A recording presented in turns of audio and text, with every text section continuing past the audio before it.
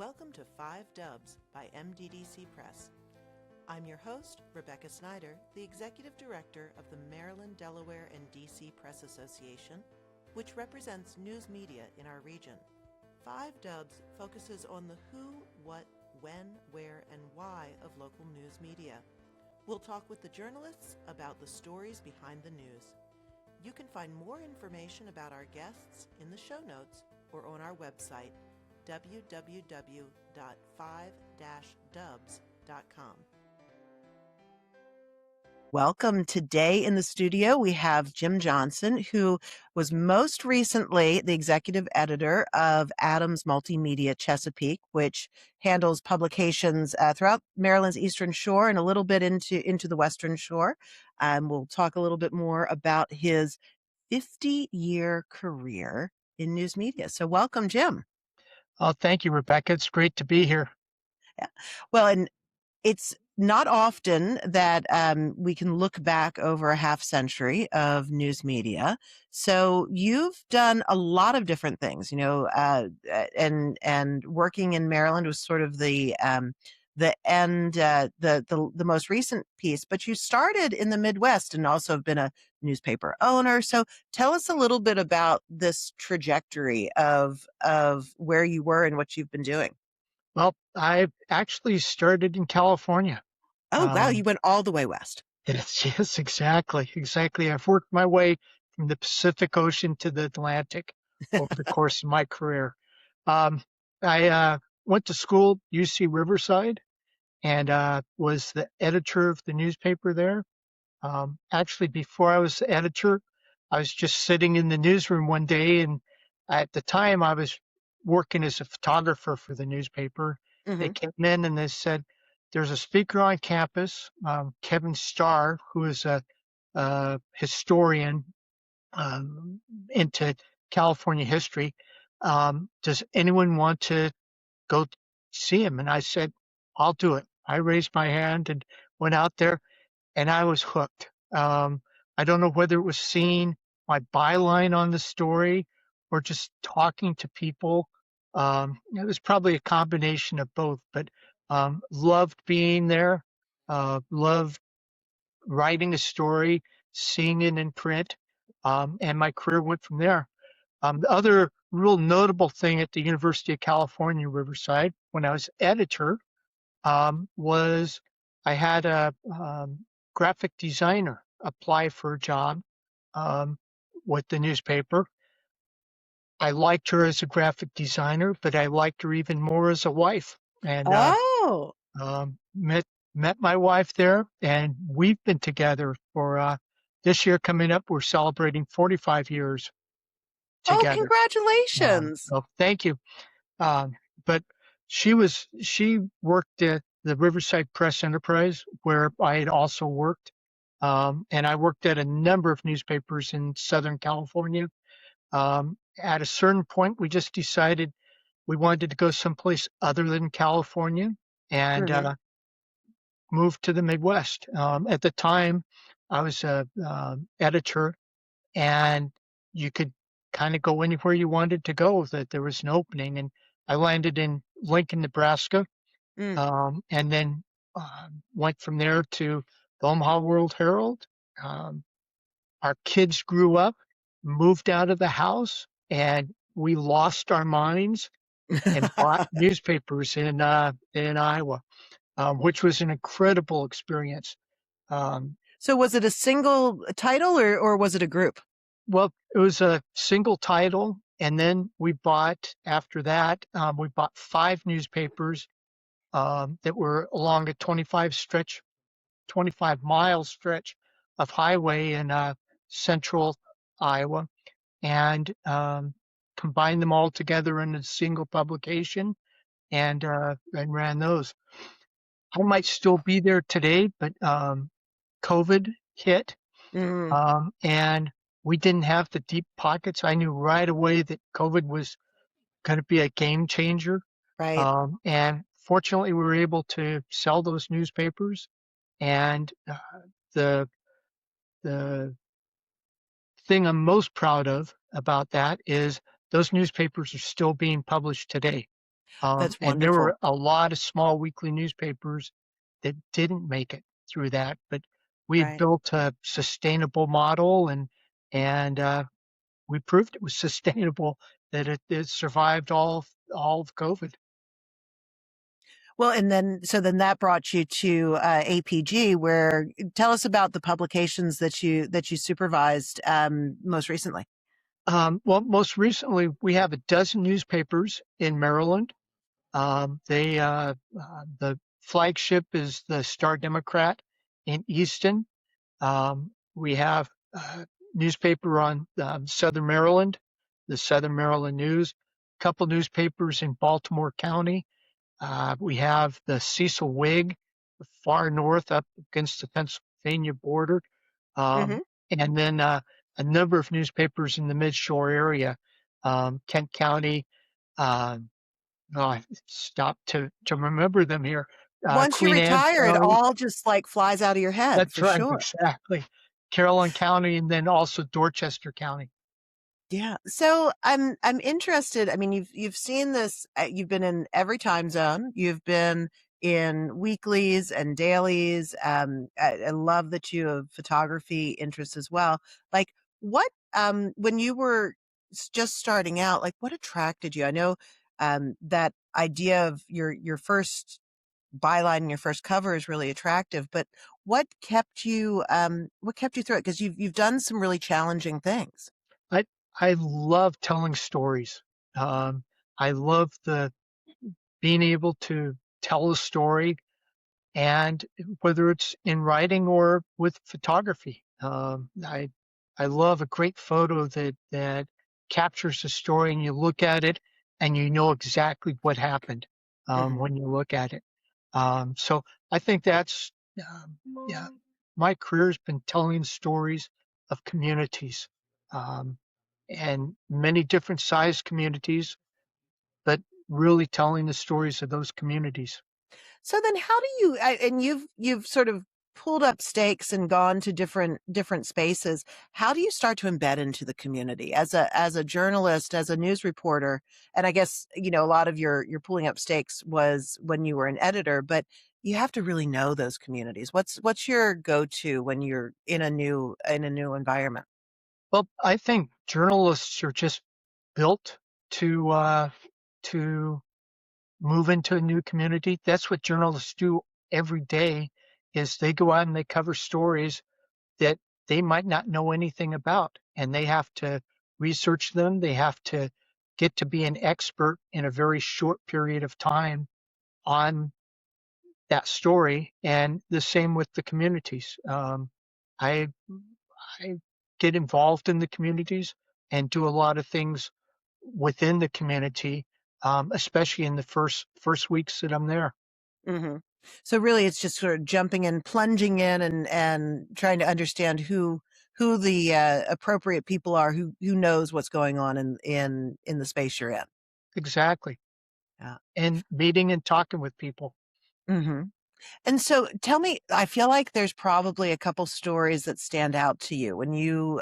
Where do you feel like you had the most impact, or maybe a story that really has resonated and stayed with you? You know, the there's lots of stories over the course of all those years, but the one that I really sticks in my mind, and the one that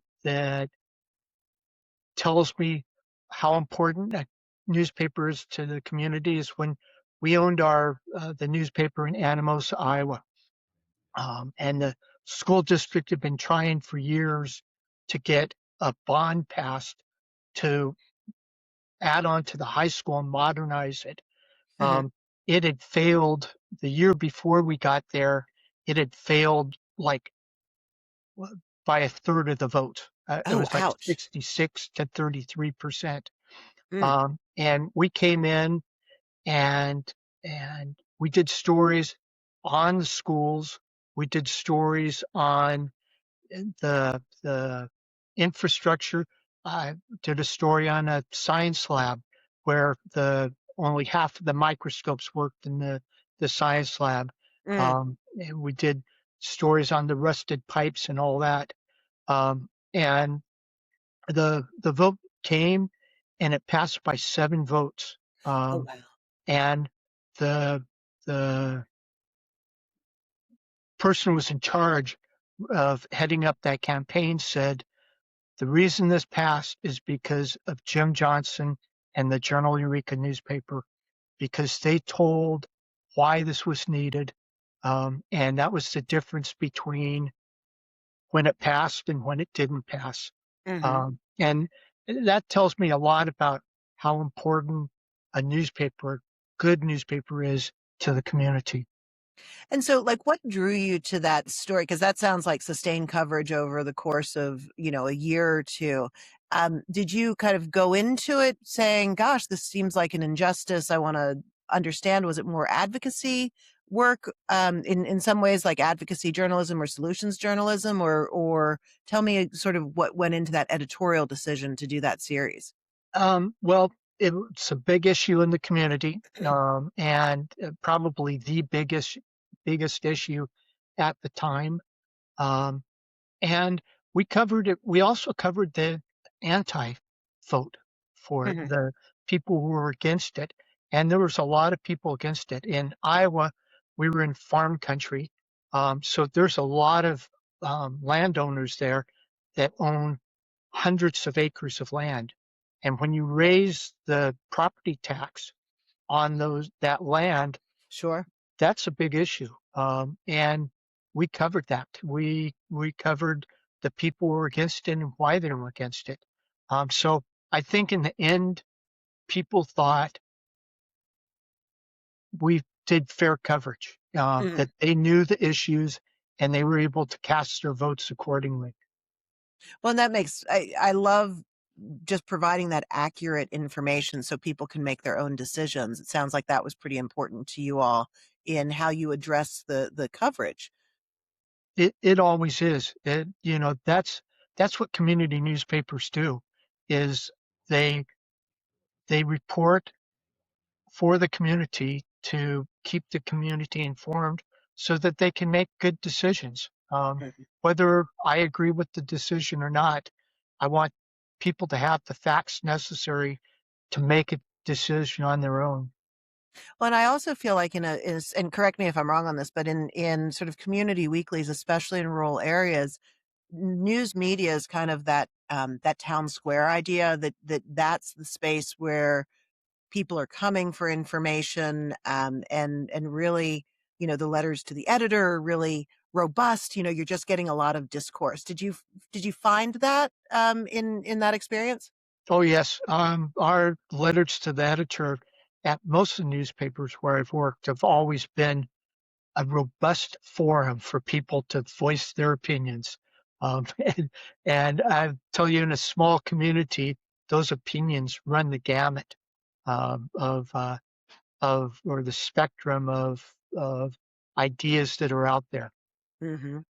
So I wanted to talk to you a little bit about that choice to purchase a newspaper, because when your kids leave, sometimes people just get a dog, and you decided to go all in and get probably the most, like a big sort of child that you needed to nurture and work with, and so it's a huge commitment.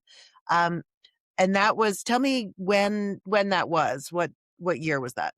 It was 2012. Actually, 2011 is when we decided to look for a newspaper. Um, I was at the World Herald, and the World Herald it had been an employee-owned newspaper Mhm. and was purchased by Warren Buffett.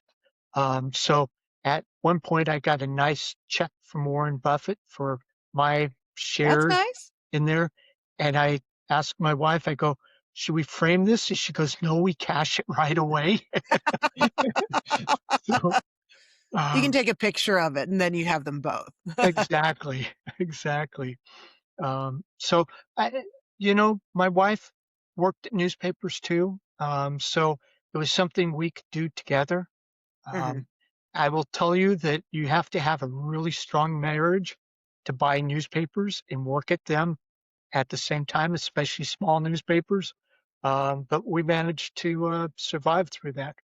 So in 2011, though, the industry is really changing because, of course, sort of the fall of classifieds had already started, and um, what was where did you think you could make a difference? Because often, you don't buy you don't make that huge investment unless you think that you have something to offer, or that you think that there's a business model. And earlier you said that that business model sustained because they're still in operation today. Correct. So tell me a little bit about kind of like what goes into what was it like at that time, and then how did you create that business model that was so sustainable? Well, the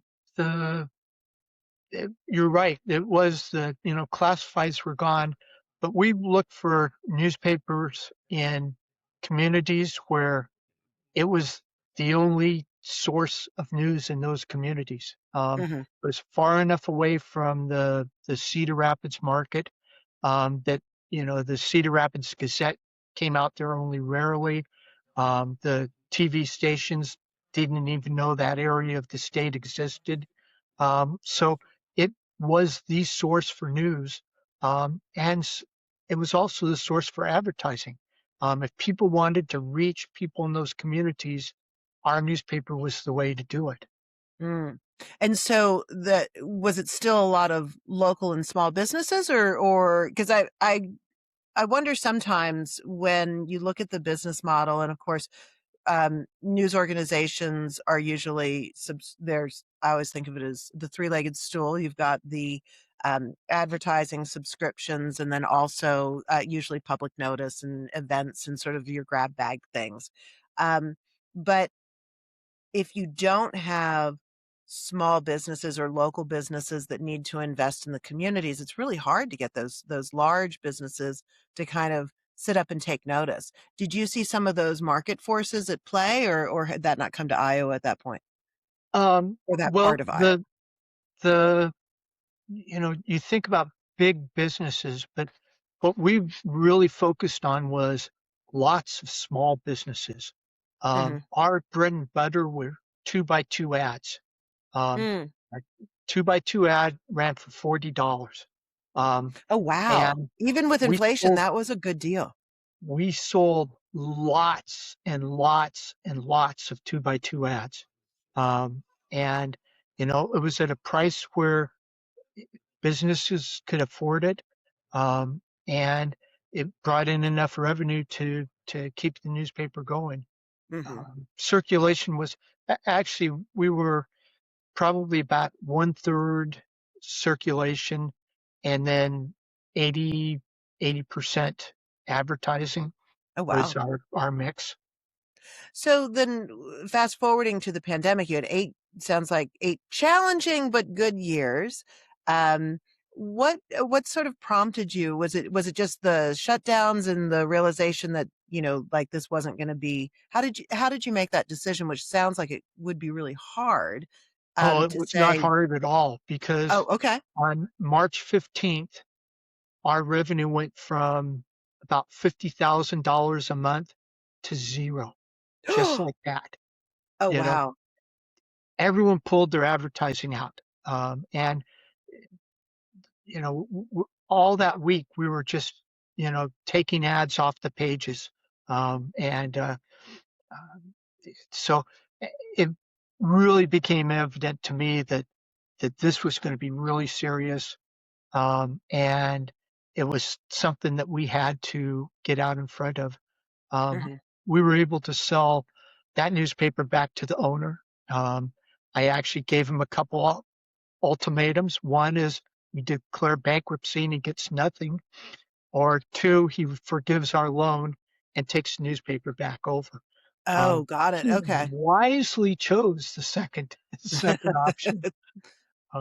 And then the other newspaper we had sold about a year before to uh, Woodward Communications, the Dubuque Telegraph Herald, Mhm. and we had they had this the area that they were covering.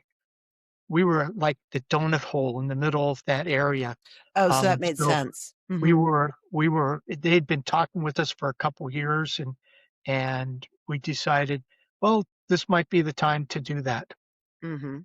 And so, like during, and then that's what brought you to the Eastern Shore. Is that? Well, actually, there's a couple stops.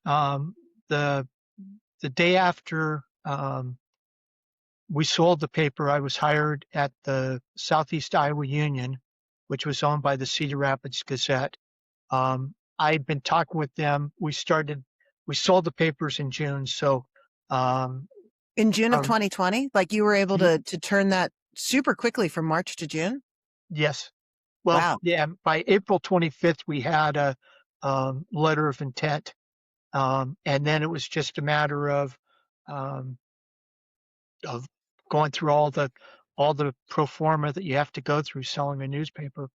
But I had already been talking with them, and they had a position open for a managing editor. And I went down there and worked for a year and a half, and then went up to Red Wing, Minnesota, where I oversaw 5 newspapers Mm. up there. Hmm. Um, and we have daughters in DC. So when Oh, the I see. position Okay. opened in Easton, my one daughter called up and said, "Dad, this is a great opportunity. You would love it. It's the right size newspaper for you. You can do a lot of great things there." Um, what I didn't hear her say, but was implicit in that, is we would love to have a babysitter an hour away. I'm sure. Yes. Right. Easton is not that far from DC for It sure. is not. But what a blessing to have your children so close. Yes, And you have two daughters, or do you have two other children as well? two daughters, and then I have a son who's out in Kansas City. He's a truck driver and drives overnight. He thinks he doesn't always know what's in the back of the truck, but he thinks he delivers a lot of Amazon products I um, bet. out there. Interesting. Well, great. So, and then coming to the Eastern Shore, I know that you have developed, and APG has a lot of younger reporters and does a lot of reporter development. So, talk to me a little bit about sort of how you mentor the next generation of talent. You know, I think when one retires, you kind of look back and think, okay, how is what's that trajectory? How can you leave a legacy? So, tell me a little bit about sort of your philosophy of developing reporters, and then also what you would like to see as your legacy. Well, my philosophy is pretty simple: is I set very high standards, and I expect people to meet them. Um, I, I mean, it's just that simple, and that you work with individual reporters to develop their skills. And we have a good reputation for doing that. Over the last 5 years, I've had 4 reporters be Rookie Reporter of the Year. Um, so um, that's it works, and it's just paying attention to first hiring good people who Mhm. want to work, and want to learn and want to grow, but then working with them on a daily basis to help improve their skills.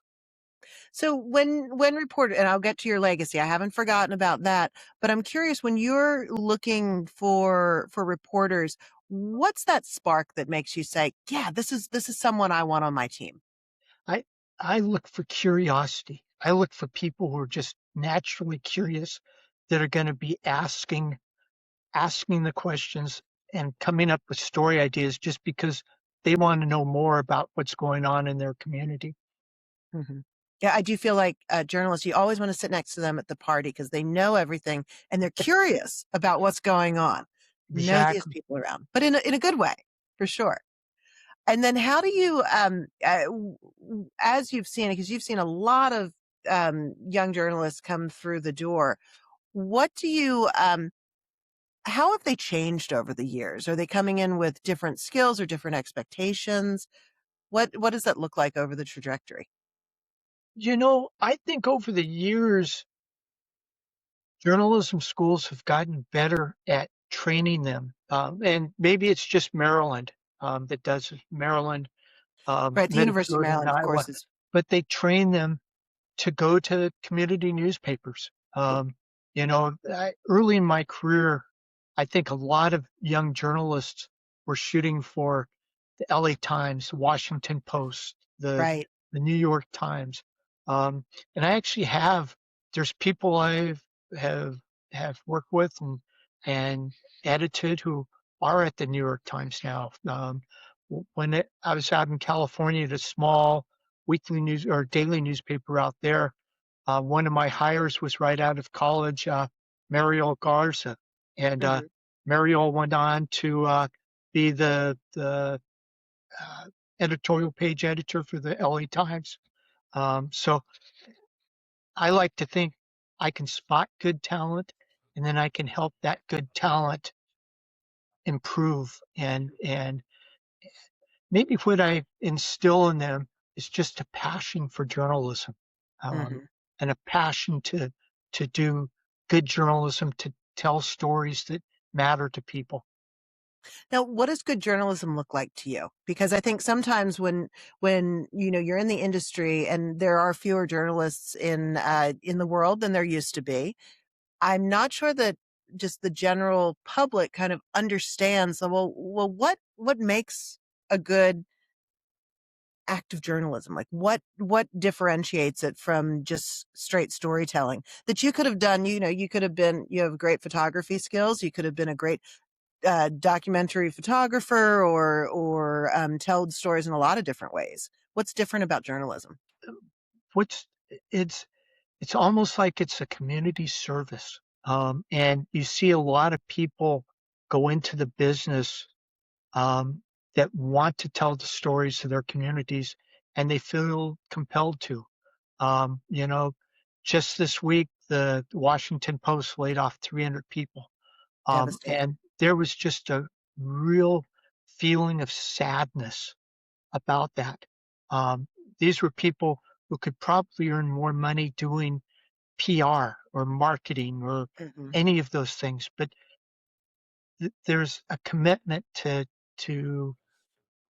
to journalism, to telling stories that matter to people, telling stories that people need to be thriving members of society. Hmm. And I think, over the years, you're right.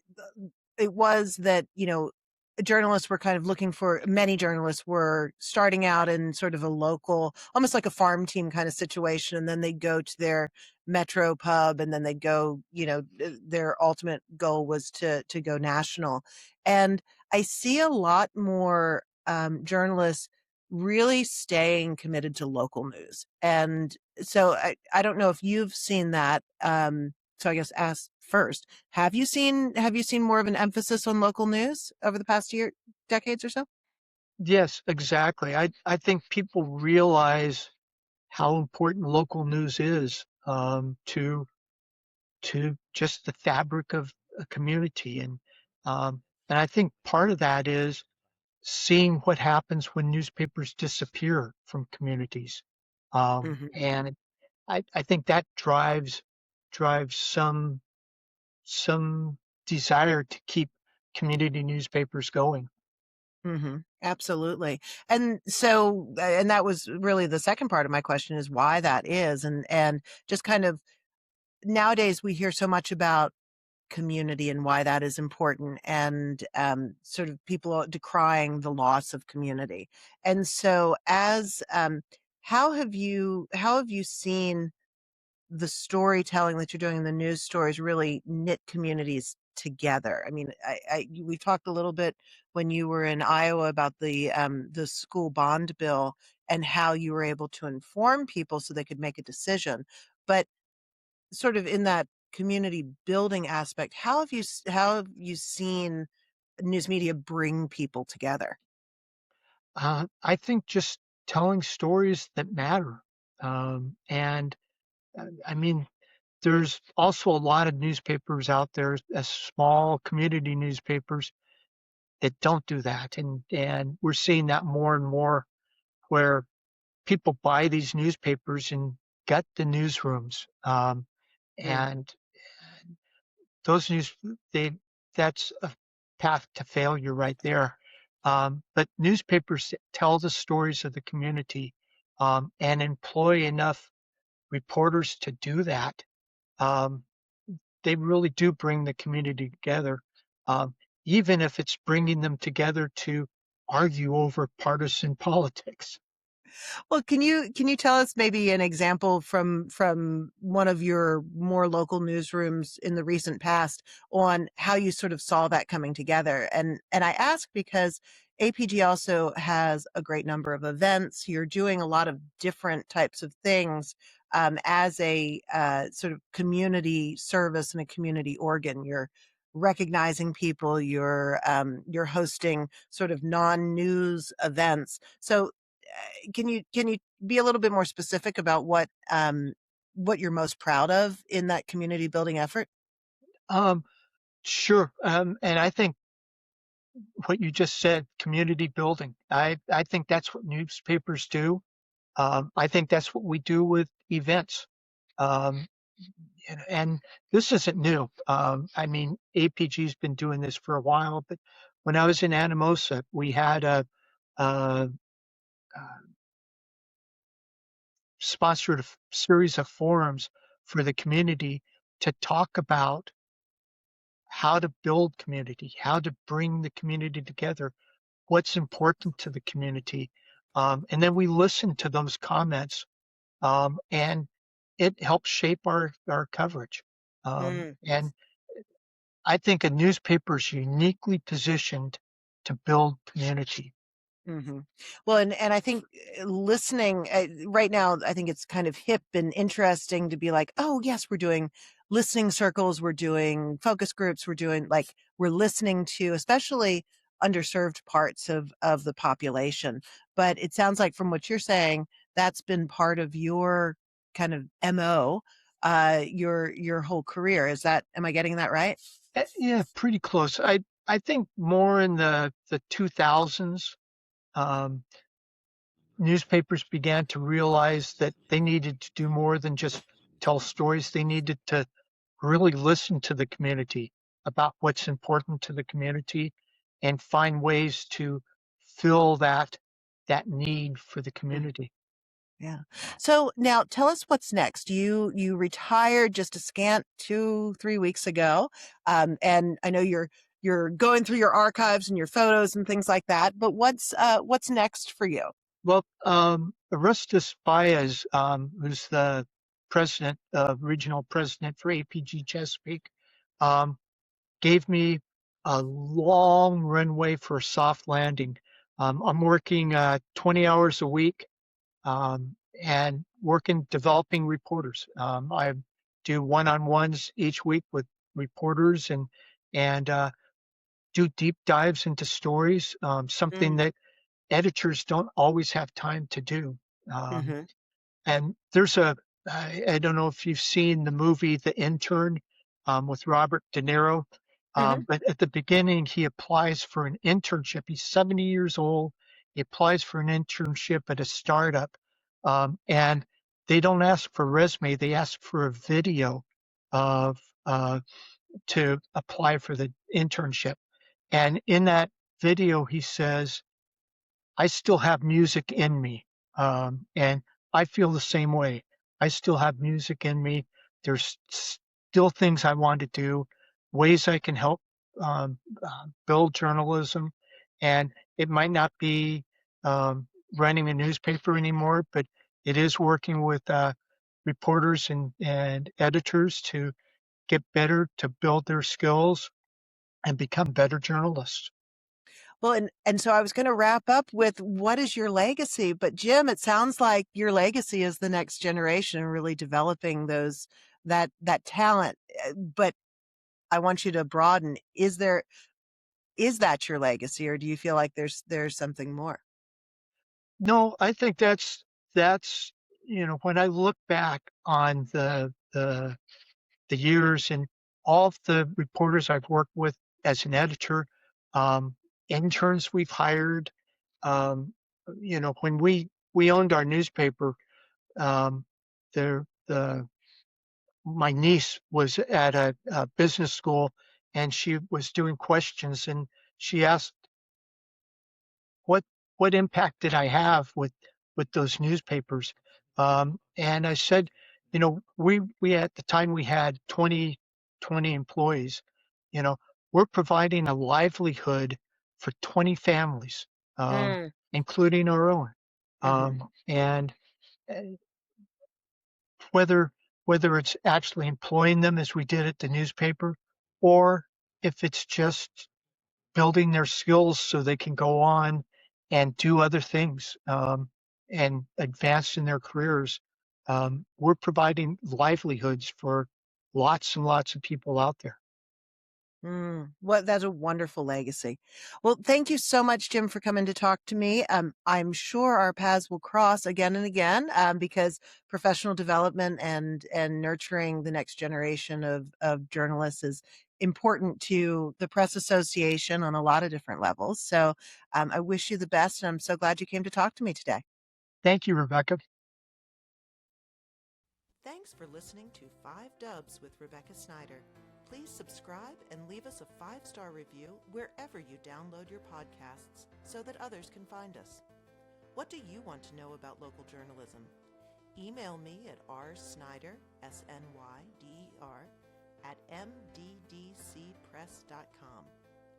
Interested in supporting our podcast and journalism? Please donate to our 501c3 Press Foundation.